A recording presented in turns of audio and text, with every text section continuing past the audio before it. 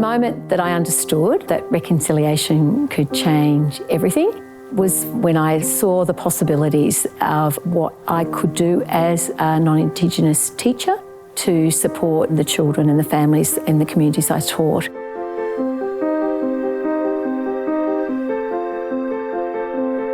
I grew up in a town where Indigenous people weren't respected and it wasn't always nice. When I grew up, I didn't know anything except negative things about First Peoples cultures. I grew up not understanding the Aboriginal cultures and sort of being part of that biased stigma.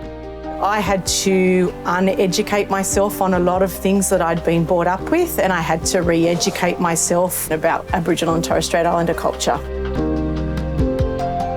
It's all about changing the mindset and rewriting the 100 years of education and miseducation.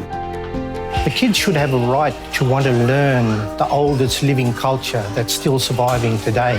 Reconciliation, for me personally, is very much about connecting with a history that I really felt I was denied when I was at school. I feel I've been really quite cheated by that, and I have made a real commitment now as a teacher to make that change.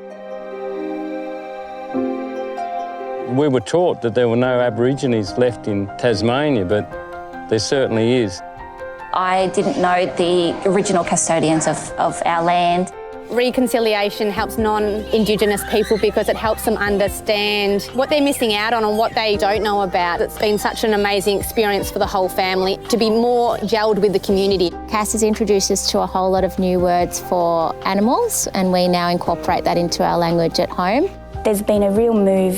The kids at Assembly acknowledge country, and that makes me feel really culturally safe. I love working here because of that. We've had Indigenous students here as well, and them and their families would feel that cultural safety. The umbrella for Aboriginal education has broadened to include not just our Aboriginal kids and families, but everyone in our community. As parents, it's really important to let your children have their own views on certain things and being open. A big challenge in the community is people influencing what the next generation are thinking. There's intergenerational learning happening, and we even see that with the grandparents. Their knowledge of First People was probably more in that negative space, and they're coming to understand that their grandchildren are teaching them that there's another way to know. We can teach the children not to be biased and have social justice for all people that live here. Difference is okay, and we can celebrate that difference.